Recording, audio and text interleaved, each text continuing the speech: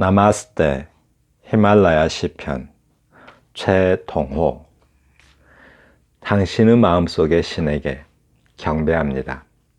나마스테.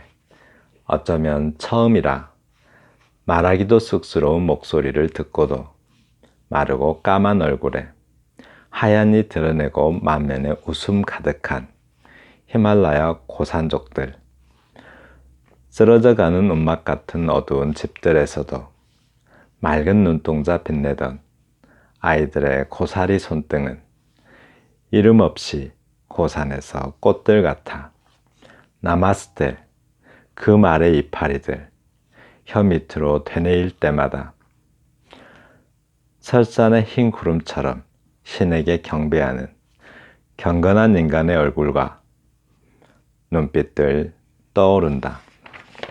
두 번째 시입니다. 입담은 시간의 표정, 서지월. 차라리 비어있음으로 하여 우리를 더 깊은 뿌리로 닿게 하고, 더러는 말없음으로 하여 더욱 굳게.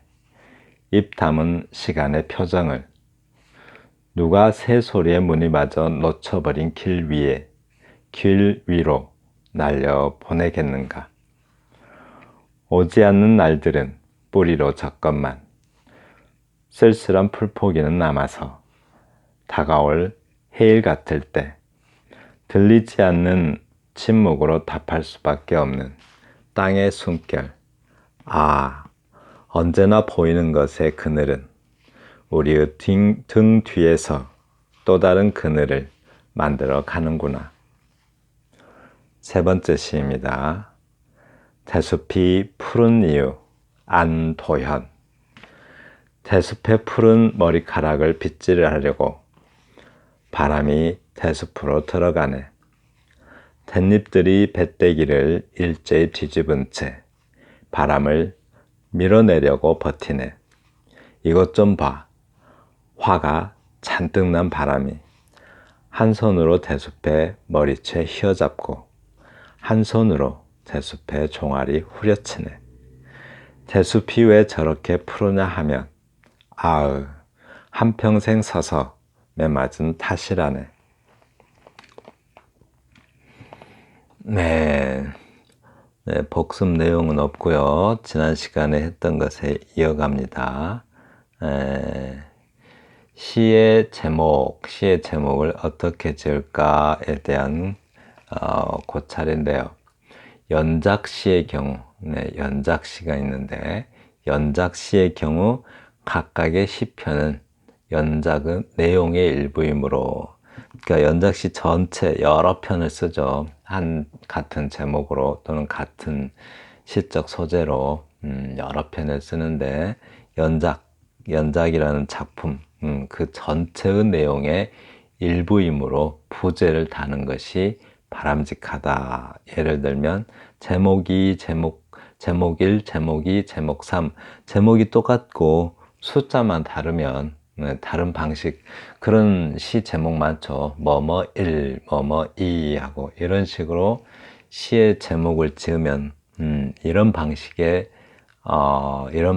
시 제목은 결코 바람직하지 않다. 네, 매우 동의합니다. 각각의 시편들의 내용에 담긴 개성과 특성이 모호해질 위험이 있다. 예를 들어서 제목 이렇게 쓰고 그 다음에 부제 이렇게 쓰는데 이런 형식이 좋다고요. 이렇게 쓰는 게. 근데 이렇게 쓰면 안 좋다는 거죠. 히말라야 시편 1, 히말라야 시편 2 이렇게 숫자만 바꾸면은 각각의 시편들의 내용에 담긴 개성과 특성이 모호해질 위험이 있다라고요. 각각의 시편들은 좀 개별화돼서 개성과 특성이 있어야 되는데 그게 그렇지가 않고 이 시나 그 시나 비슷하게 보일 수가 있다는 거죠. 그래서 부제가 있는, 즉 연작시의 경우는 제목과 부제 형식으로 이렇게 쓰는 게 좋겠다라고 제안합니다. 예를 들면 히말라야 시편 1, 히말라야 시편 2 이렇게 쓰기보다는 히말라야 시편을 부제로 달고 그 시의 제목을 나마스테 본 제목으로 달면 된다는 거죠. 이렇게 쓰면은 히말라야 시편들 중에 나마스테라는 시가 갖는 개성이 분명하게 드러나겠죠. 그래서 연작시에는 연작시에 속한 각 시편, 그죠? 연작시는 부제죠, 부제. 그러니까 이 히말라야 시편이 연작시의 부제고, 그죠? 각 시편의 제목, 나마스테 이렇게 제목에 각 시편의 내용에 담긴 개성을 살릴 수 있다는 점에서 더 바람직하다라고 합니다. 그럼에도 불구하고 꼭 번호를 매겨서 히말라야 시편 1, 히말라야 시편 2 이렇게 할 필요가 있을 때는 꼭 필요하면 그렇게 써야겠죠. 그러나 가능하면 이런 식으로 제목과 부제가 따로 있는 방식을 택하라고 합니다. 네, 그렇습니다. 나마스테, 잠시만요.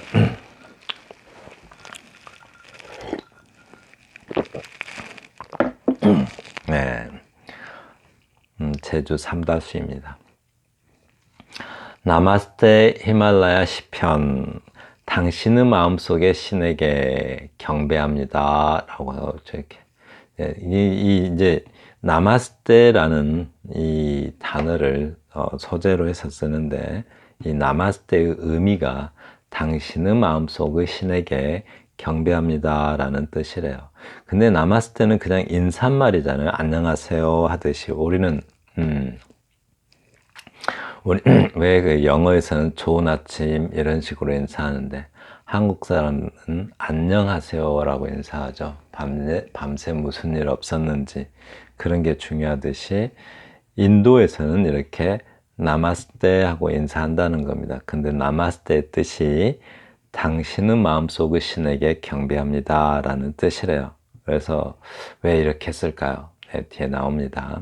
어쩌면 처음이라 말하기도 쑥스러운 목소리를 듣고도 마르고 까만 얼굴에 하얀이 드러내고 만면에 웃음 가득한 히말라야 고산족들, 네, 나마스테라고 말하면서 인사하니까 이 히말라야 고산족들은 그렇게 인사를 하죠. 그런데 그러니까 그렇게 인사를 하는데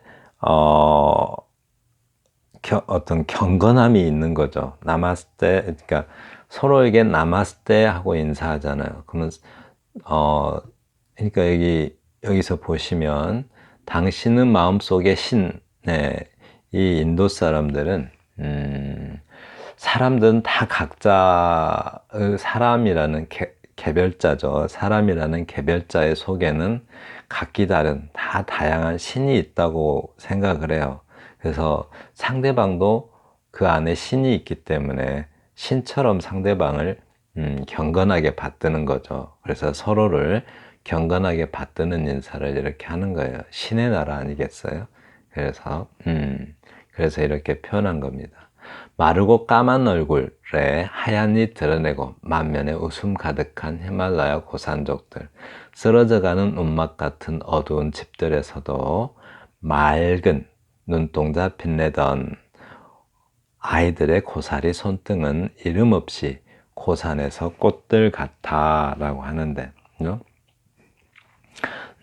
여기서 이제 하얀이 드러내고, 네, 하얀이 드러내고 이렇게 한대요.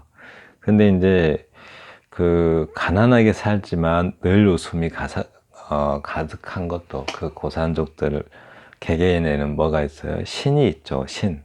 그래서 불행할 이유가 없어요. 항상 행복하겠죠. 웃음 가득한 고산족들이고, 그리고 또 하얀이 드러내고 하얀색이라고 이렇게 하얀이 드러낸다고 하는데 마르고 까만 얼굴이 있지만 하얀이 드러내고 만면에 웃음 가득하다고 하죠.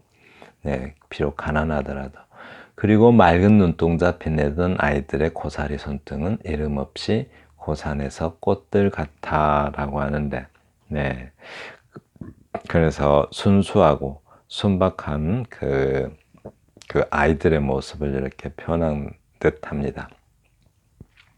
그리고 남았을 때 그 말의 이파리들, 그 말이 마치 이파리처럼 혀 밑에 되뇌일 때마다, 우리가 어떤 풀 같은 거 입에다 물거나 씹는 경우 있죠. 그러면 마치 그러고 있는 그렇게 그 말을 혀 밑에 되뇌일 때마다 설산의 흰 구름처럼 신에게 경배하는 경건한 인간의 얼굴과 눈빛들 떠오른다라고 합니다.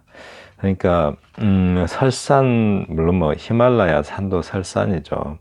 설산인데 그 서로의 얼굴이 어떤 그 높은 설산에 흰 구름처럼 신성한 거예요. 설산, 히말라야 산도 굉장히 높잖아요. 그 높은데 그 높은 것도 어떤 그 신성한데 또 그 하얀색, 그 설산도 하얀색이잖아요. 그렇게 설산도 하얀색인데 그 위에 또 흰 구름이래요. 그래서 아주 대단히 높은, 그러니까 그 경건함이 있는 거죠. 그래서 경건한 인간의 얼굴과 눈빛들이 떠오른다라고 합니다. 그 말 자체가 그 말 자체에 경건함이 묻어 있죠. 그래서 당신을 존중하며 당신의 마음속에 신도 존경합니다, 경배합니다 이렇게 말하는데, 근데 우리가 이제 신적인 걸 다룰 때는 항상 경건한이라는 말을 쓰잖아요. 경건. 경건이 뭐죠? 경건. 그러니까 경건이라는 것은 공경할 경자에다가 공경할 건자를 쓰는데 매우 공경한다라는 말인데, 그게 뭐냐면 흔히 이제 인간들끼리는 이제 존중한다, 존경한다라고 하는데, 초월적 자, 그러니까 신이나 뭐 그 위대한 대상 앞에서 대상을 존경하는 행위, 신이나 그 초월적 존재를, 신처럼 초월적 존재를 존경하는 행위를, 존경하는 태도를 경건한이라고 해요. 경건하다라고 말합니다. 이 경우는 제목을, 이렇게 연작시의 경우, 바로 이렇게 제목과 부제를 달아서 쓰는 편이 좀 더 바람직하다라고 하는 경우입니다. 그렇습니다. 다음에 입담은 시간의 표정이라고 하는데요. 입담은 시간의 표정. 본래 제목에서는 이 시간이 한자로 써졌네요. 한자로 이렇게 시간의 표정하고 이렇게.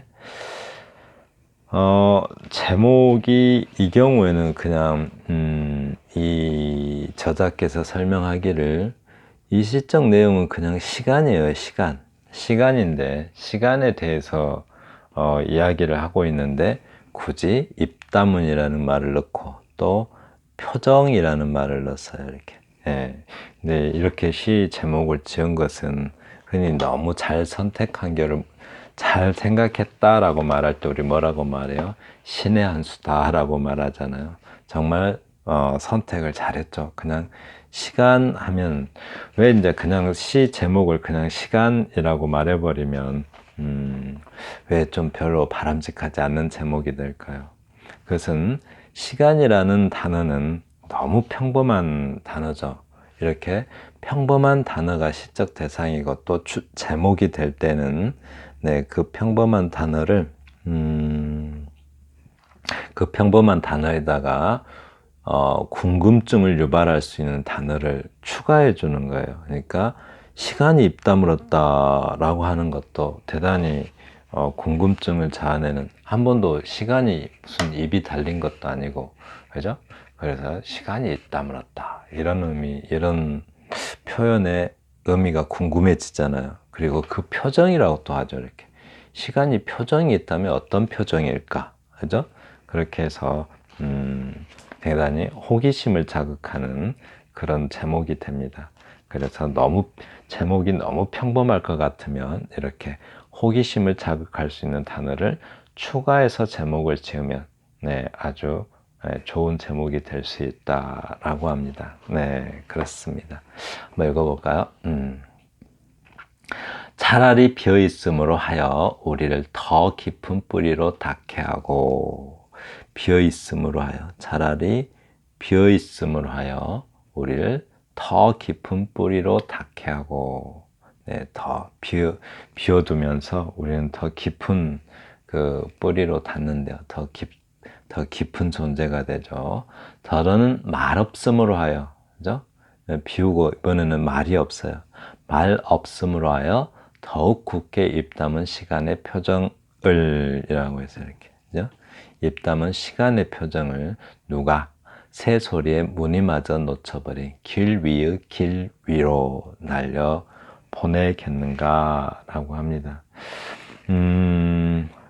이거는 또 이 시간, 입 담은 시간의 표정이라는 제목을 곰곰이 그냥 머릿속에 딱 중심에 두고, 마음의 중심에다 두고 한글 한 줄 한 행 한 행을 읽어가면서 음미를 해보는 겁니다. 네, 그러니까 우리를 포함한 어떤 그 모든 현상, 즉 존재, 눈에 보이는 것들을 현상이라고 하죠. 나타날 현자에다가 모양 상자를 써서, 네, 그러니까 우리 눈에 보일 수 있는 것들을 현상이라고 해요. 그러니까 존재라는 것은 다 현상이죠. 그러니까 모든 현상들은 시간과 공간 위에서 존재하죠. 네, 시간과 공간 위에서 존재하는데, 누가 새 소리에 무늬마저 놓쳐버린 길 위에 길 위로 날려 보냈겠는가. 무엇을요? 입 담은 시간의 표정을, 네, 그죠? 새 소리에 무늬마저 놓쳐버린 길 위에 길 위로 날려 보냈겠는가 라고 합니다. 이거 공중의 길이죠. 새의 길. 어쩌면 새 하면 새가 상징할 수 있는 것들은 좀 영혼을 많이 상징하죠. 왜냐하면 많은 그 부족들이 예전에 많은 부족들이 사람이 죽으면 그러니까 조장이라고 해요. 조장. 그러니까 새 먹이로, 사람이 죽으면 새 먹이로 저 높은 곳에다가 사람을 이렇게 놔둬요. 그러면 새들이 사람 시체를 먹기도 하고 그런데요. 그래서 그 부족들은 왜 그렇게 조장을 하는가? 네, 사람이 죽어서 새가 된다고 생각하기 때문에 그렇다고 합니다. 네, 그래서 거의 그러니까 새의 길인데, 새가 높은 데서 날아다니면 소리가 없죠. 소리가 없는데 바로 그 고요한 어떤 새 비행, 바로 그 새의 모습이 시간의 표정이 아닌가라고 생각해 볼 수도 있겠습니다. 네, 넘어갑니다. 오지 않는 날들은 뿌리로 젖건만 쓸쓸한 풀포기는 남아서 다가올 해일 같을 때 들리지 않는 침묵으로 답할 수밖에 없는 땅의 숨결이라고 합니다. 네, 오지 않는 그죠? 오지 않는 날들은 뿌리로 젖건만, 날들이 오지가 않는데요. 시간인데, 그죠? 뿌리로 젖건만 풀포기는 남아서 다가올 해일 같을 때라고 합니다. 그러니까 오지 않는 날들은 뿌리로 젖건만이라고 하는데, 오지 않는 날들, 어떤 날일까요? 그러니까 겨울 동안의 그 풀의 모습을 표현한 듯한데, 그러니까 겨울에 풀이 없는 것 같죠. 그런데 겨울에 사실은 풀이 겨울에 이렇게 산이나 들에 돌아다니시다 보면, 그러니까 풀에는 잎이라는 게 있어요. 잎이 있는데, 잎은 같은 풀이라도, 예를 들어서 민들레로 할까요? 민들레로 하면 좋겠네요. 민들레 같은 경우, 민들레도 그렇고 다른 풀도 그러는데, 많은 풀들이 그래요. 또 그 개망초도 그렇고, 개망초 아시면 좋겠네요. 개망초 같은 경우가 좀 설명하기 좋을 것 같아요. 눈에 잘 보이니까. 개망초는 좀 겨울이 아닐 때는 상당히 키도 있죠. 키도 크고, 그 키가 좀 그러니까 땅바닥에서도 잎이 납니다. 잎이 아주 수북하게 나죠. 특히 겨울에. 겨울에 땅 바닥에 딱 붙어가지고 잎이 수북하게 나요. 네, 그 눈이 와도 그대로 푸른색을 유지합니다. 그리고 이제 봄, 여름이 되면 그 그걸 이제 뿌리 잎이라고 해요. 뿌리. 근경이라고 해서, 뿌리 근처에서 나는 잎이다 해서 뿌리 잎, 또 뿌리 경자, 잎경자 써가지고 근엽이라고도 하고 그래요. 그래서 이제 그런, 그러니까 땅바닥에 딱 붙어서 뿌리 근처에서 나는 잎을 뿌리잎, 그리고 줄기가 컸을 때 줄기에서 나는 잎을 줄기잎이라고 해요. 근데 이제 그런 뿌리잎이 겨울에도 이렇게 풀포기로 남아 있습니다. 이렇게. 네. 그런데 다가올 봄이나 이제 초여름 정도 되면은 마치 그 푸른 바다처럼 이렇게 막 물결치죠. 해일이라는 게 바닷물이 넘치는 파도를 해일이라고 하잖아요. 네.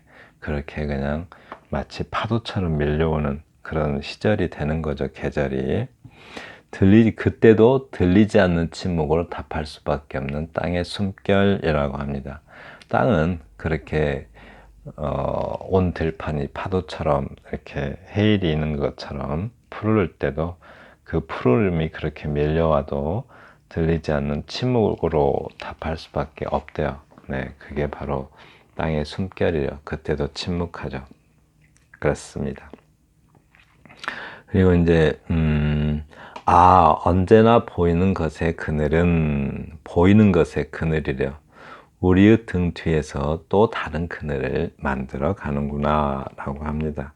그렇죠. 시간의 땅이 있고 또 시간은 그 땅 위에 그러니까 우리는 존재는 시간과 땅에서 존재하잖아요. 그래서 어떤 땅이 있고 또 땅의 침묵 위에서 시간은 계절에 따라서 표정을 바꾸죠. 네, 계절에 따라서 시간은 늘 어쩌면 계절에 따라서 시간이 표정을 바꾼다기보다는 들판이 표정을 바꾸는 것일 수도 있겠죠. 그런데 네, 여름이면 가을을 준비하고 또 가을이면 겨울을 준비하고 또 다른 표정을 준비하겠죠. 네, 그렇습니다. 그러나 시간은 언제나 네, 침묵해요. 땅도 역시 침묵하고 표정만 바꿉니다. 네, 그렇습니다. 이 경우도 이제 대숲이 푸른 이유라고 하는데 안도현 시인의 시입니다. 대숲이 푸르다라고 할 때 대숲, 그냥 이것도 마찬가지로 대숲만 딱 놔두면 너무 흔한 제목이 돼버리죠. 이렇게 제목이 너무 흔할 때, 너무 평범한 제목이 되어버릴 때 궁금증을 일으킬 수 있는 단어를 네, 추가하는 겁니다. 그러면 이제 시가 네, 개별화되고 조금 뭔가 아주 개별적인 특수성을 갖게 되는 거죠. 그래서 대숲이 푸르다. 우리는 대숲이 푸른 건 원래 알고 있는데 그 푸른 이유는 모르죠. 왜 대숲이 푸를까? 겨울에도 대숲은 푸르잖아요. 이렇게 우리가 대숲이 늘 푸르다는 것은 알고 있는데 그 늘 푸른 이유가 뭘까? 네, 우린 대를 갖다가 대나무라고 부르잖아요. 그런데 대나무가 나무가 아니고 풀에 가깝습니다. 네, 근데 우리가 이제 습관적으로 대나무 하는데 대는 나무 초질성, 목질성 이러는데 목질성이 강하면 나무라 하고 초질성이 강하면 풀이라고 하는데 네, 대나무는 초질성이 더 많다고 해요. 그래서 대나무는 나무라기보다는 풀에 더 가깝다라고 합니다. 네. 그리고 이제 대나무는 또 나이테도 없잖아요. 금방 알 수가 있죠. 자, 볼까요? 그러면 대숲이 푸른 이유를 한번 살펴봐요. 네. 이름 지을 때 왜 이렇게 지은지 설명했죠. 바로 호기심을 자극하는 겁니다. 대숲의 푸른 머리카락을 빗질하려고 바람이 대숲으로 들어가네. 댄잎들이 배때기를 일제히 뒤집은 채 바람을 밀어내려고 버티네. 대숲에 바람이 불 때 그 장면을 보신 적 있나요?